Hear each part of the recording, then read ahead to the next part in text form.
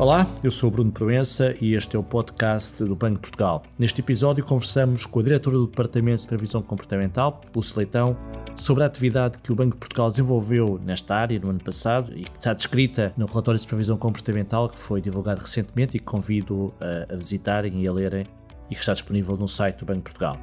Lúcia, muito obrigado por ter aceito este nosso convite e há alguns aspectos do relatório que vale a pena aprofundar e debatermos, é isso que vamos fazer aqui agora. Começava precisamente por um dos temas que marcou de alguma forma a atualidade no ano passado e no início deste ano, que foi o tema das moratórias. Houve na altura uma grande preocupação dos bancos em evitar situações de incumprimento, também houve alguma expectativa sobre a evolução. Na verdade, o que é que nos dizem os dados do Paris sobre este tema? Obrigada, Bruno, pela oportunidade de me referir às atividades da supervisão comportamental no ano passado, em 2021. Eu gostaria, de facto, de começar por recordar que o legislador nacional definiu uma estratégia para a saída das moratórias de crédito, tendo introduzido um conjunto de alterações ao regime geral do incumprimento, regime esse que está em vigor, como sabem, desde 2013. Mas as alterações que foram introduzidas em agosto do ano passado tiveram em consideração as preocupações, na altura, sobre a saída das moratórias, ou seja, as preocupações em prevenir riscos de incumprimento dos contratos que se encontravam em moratória de crédito, designadamente aqueles que se antecipavam, obviamente, que iriam terminar em setembro e, obviamente, os outros que foram terminando até final do ano. Nesse sentido, o legislador introduziu importantes alterações ao Plano de Ação para o Risco de Incumprimento, o designado PARI, que passou a contemplar normas específicas para a atuação das instituições de crédito relativamente aos clientes que estavam a beneficiar da moratória pública. Entre as obrigações, de destacar a obrigação das instituições contactarem todos os clientes que se encontravam em moratória e de analisarem, obviamente, em diálogo com os clientes, o eventual risco de incumprimento após o término da moratória. Caso se verificasse que o cliente tinha risco de incumprir, então, depois de uma avaliação da capacidade financeira dos clientes, as instituições tinham obrigação de apresentar as propostas adequadas para que esse risco não se concretizasse. De facto, hoje, portanto, conforme os dados que nós apresentamos no relatório de supervisão comportamental, os dados reportados pelas instituições de crédito referem que cerca de 68% dos PARIs, portanto, dos procedimentos para prevenção de risco de incumprimento, em 68% dos casos não houve risco de incumprimento. Portanto, depois de contactados os clientes, em 24% dos casos os clientes não forneceram a informação necessária às instituições. Aqui podemos ter duas situações, ou de facto o cliente ele próprio assumiu que não tinha risco, ou eventualmente poderá já estaria em incumprimento. Também de mencionar que 4% dos casos o PARI foi concluído com a renegociação do contrato com a instituição, e apenas 1% dos PARI foram depois, infelizmente, situações que entraram em incumprimento e passaram a estar abrangidos pelo procedimento extrajudicial de regularização de situações de incumprimento. A informação que nós dispomos permite concluir que as instituições, de facto, trabalharam ativamente para prevenir estas situações. Por exemplo, com base nas reclamações recebidas sobre este novo regime, especificamente adotado para as situações das moratórias, as reclamações, como eu dizia, não foram em número muito significativo, eu diria que foram um número diminuto e não temos até agora registado situações de incumprimento. Portanto, admitimos e a nossa avaliação é que as instituições cumpriram adequadamente com a implementação deste regime. Você já falou do PSI. De facto, o ano passado foi o ano em que acabaram as moratórias de crédito e que, portanto, de facto, foi uma medida importante na questão do combate aos efeitos económicos da pandemia. Essa medida terminou o ano passado, como já aqui referimos. O PSI também é outra forma de olhar para os efeitos da moratória, nomeadamente para aquilo que são as consequências do seu fim. Houve algum aumento do incumprimento? O que é que os dados do PSI nos permitem concluir sobre esta questão dos impactos do fim das moratórias?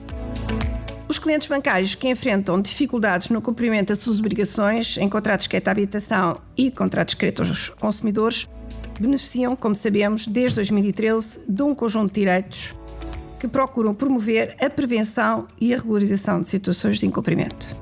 As instituições mutuantes estão, assim, obrigadas a implementar procedimentos e medidas para acompanhar os clientes bancários em situação de risco de incumprimento, no âmbito como eu já referi, do Plano de Ação para o Risco de Incumprimento, o PARI, e estão também as instituições obrigadas a negociar situações de regularização com os clientes bancários que entrem em incumprimento das suas obrigações contratuais, obviamente, depois de avaliarem as condições e a solvabilidade desses clientes. E, portanto, têm que cumprir também com um conjunto de procedimentos que se enquadram no âmbito do PERSI, que é o próprio procedimento extrajudicial de regularização de situações de incumprimento. Os dados reportados pelas instituições no segundo semestre de 2021 indicam que o número de processos de PERSI relativamente a contratos de crédito à habitação hipotecário, que foram aqueles contratos que estavam em moratória e que terminou, portanto, esse regime. Como eu referia, esses contratos que entraram, portanto, em PERSI no segundo semestre, o número de processos não teve um aumento relevante ao longo do segundo semestre. Aumentou um pouco no último trimestre do ano, mas talvez fosse importante destacar que esse número de processos integrados em PERSI no final do segundo semestre foi, mesmo assim, inferior aos números que tínhamos observado no período pré-pandemia. Penso, portanto, que podemos afirmar hoje que os riscos que se tinham antecipado e que tinha receado que fossem significativos no âmbito do aumento do incumprimento com o fim das moratórias, felizmente esses riscos não se concretizaram e penso que também, obviamente, devemos reconhecer que foram tomadas as medidas para mitigar esse risco. Dando agora um bocadinho aqui a nossa lente de análise, digamos assim, o nosso foco, e passando assim um foco um bocadinho mais largo, o relatório de supervisão comportamental mostra-nos, os dados reportados mostram-nos que houve uma diminuição das reclamações dos clientes que chegaram ao Banco de Portugal, isto em 2021. Na sua opinião, Lúcia, como é que podemos explicar esta redução das reclamações? Sim, de facto, em 2021 assistiu-se a uma descida de cerca de 1,7% no número total de reclamações de clientes bancários que chegaram ao Banco de Portugal. E, de facto, para essa evolução, há que reconhecer que contribuiu a redução de reclamações sobre moratórias de crédito, portanto, sobre a implementação do regime das moratórias de crédito, que foi introduzido, como sabemos, em 2020, e, portanto, a vigência das moratórias de crédito durante 2021 não foi acompanhado de um movimento significativo de reclamações sobre esse regime.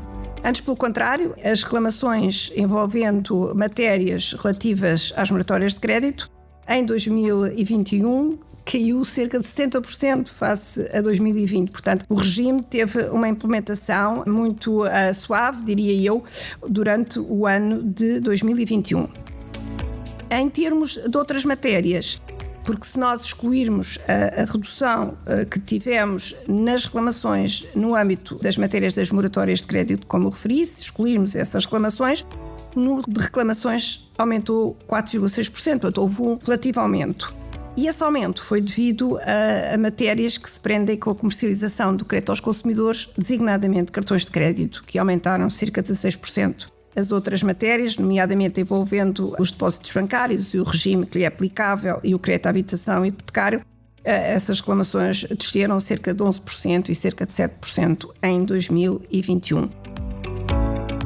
Deixe-me agarrar precisamente nessa questão das fraudes nos pagamentos, nomeadamente na subida das reclamações relacionadas com possíveis fraudes com cartões de pagamento.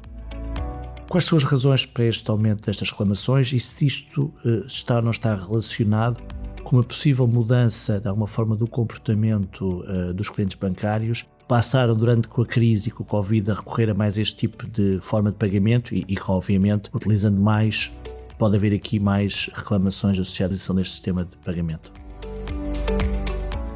As reclamações sobre matérias relacionadas com cartões de pagamento aumentaram, de facto, no ano passado e aumentaram cerca de 3,4%. E já tinham aumentado em 2020 cerca de 4,6%. Por sua vez, as matérias que tiveram maior peso nas reclamações no âmbito dos cartões de pagamento, essas matérias prendem-se precisamente com situações de fraude. as matérias no âmbito de situações de fraude em que o cliente alega a utilização de instrumentos de pagamento, por exemplo, por terceiros não autorizados, ou que responsabiliza as instituições pela execução de operações que o cliente diz não ter autorizado. Essas reclamações atingiram cerca de 37,5% do total das reclamações que estão aqui neste âmbito dos cartões de pagamento. Pois todos sabemos, de facto, que houve aumento da utilização de cartões de pagamento e também sabemos que a maioria das situações que é objeto de reclamações respeita a operações realizadas à distância, portanto a utilização crescente dos canais digitais é de facto efetiva. Estamos em situações em que não há, portanto, a presença física de cartão, é o designado Card Not Present.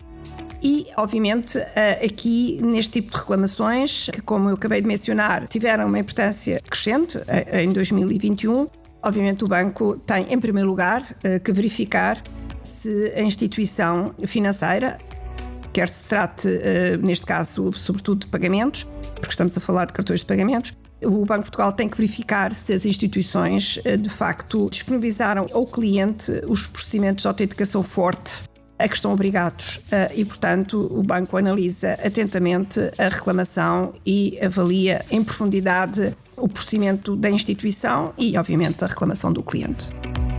E tendo em conta, de facto, este novo tipo de situação que é preciso precaver, quais são o comportamento, as situações, o que é que os clientes podem fazer, digamos assim, para evitar este tipo de situações? Quais são os cuidados que devem ter? Pois isto, de facto, os cuidados que os clientes devem ter é estar cada vez mais atentos aos riscos e adotarem os procedimentos adequados para a mitigação desses riscos. Esses riscos existem, nunca serão totalmente anulados, mas é muito importante que, para além das instituições estarem obrigadas e terem de cumprir com a disponibilização de procedimentos ao cliente que garanta a autenticação forte, que garanta que, do ponto de vista da instituição, esses procedimentos são seguros, o cliente tem também que adotar adequadamente as instruções da instituição e também o cliente tem que ter aquilo que eu designaria formação financeira digital para ele próprio se prevenir de riscos como, por exemplo, os riscos crescentes associados ao social engineering, de phishing e de outros semelhantes. Como sabemos, os consumidores, todos nós, utilizamos de forma crescente os canais digitais e essa utilização foi acentuada pela obrigação que tivemos de responder aos desafios que nos foi trazido pela Covid-19.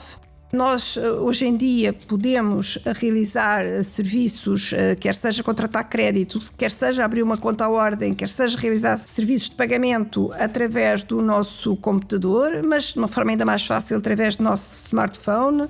É cómodo, é rápido, mas temos que estar bem conscientes dos riscos que nós temos que prevenir e esses riscos são, por exemplo, a não estarmos adequadamente a mitigar as situações de não acesso, nomeadamente às redes sociais, quando nós utilizamos as redes sociais, quando nós navegamos na internet. Nós temos que estar muito atentos a que estamos a deixar uma pegada digital. Essa pegada digital pode pôr em causa a nossa segurança, a privacidade, em primeiro lugar, dos nossos dados e tornar-nos um alvo fácil para os piratas informáticos. Também temos de ter em atenção, e o cliente bancário tem que estar consciente de que as situações de fraude são cada vez mais complexas e sofisticadas. Portanto, ele próprio tem que se informar também com as regras de segurança, que também estão a ser cada vez mais, digamos assim, complexas e por isso tem que as adotar, tem que ser conhecedor dessas regras. Em primeiro lugar, quando pretende realizar uma operação através dos canais digitais, deve informar-se claramente das características do produto ou serviço, tem que perceber como é que funcionam, como é que são as funcionalidades desse serviço. Tem que avaliar também o próprio prestador do serviço, nomeadamente se for um prestador de serviço de pagamento, tem que avaliar de facto se esse prestador é uma entidade que está sujeita à supervisão do Banco de Portugal. Tem que adotar os procedimentos de segurança que a instituição, como eu mencionei, lhe disponibiliza e nunca deve, em caso de dúvida, avançar com a concretização da operação. Aqui o risco deve ser minimizado. Em suma, que eu acabei de mencionar, tem que ele próprio promover a educação financeira digital. O Banco de Portugal, nesta matéria, eu gostaria de sublinhar, tem tido um papel muito ativo na promoção da formação financeira digital. Tem tido diversas iniciativas, começando, por exemplo, pela iniciativa que é uma campanha que o banco tem vindo a desenvolver desde 2018, que é a campanha Fica a Dica, para sensibilizar para os cuidados a serem observados na utilização dos canais digitais, portanto, cuidados de precaução. Tem também lançado campanhas no portal cliente bancário, tem desenvolvido iniciativas através também das redes do banco, designadamente não só do portal cliente bancário, mas também das redes que o banco tem, em particular Instagram, por exemplo, e tem também realizado ações pelo país fora, mais em contacto com públicos finais, com apoio da rede regional.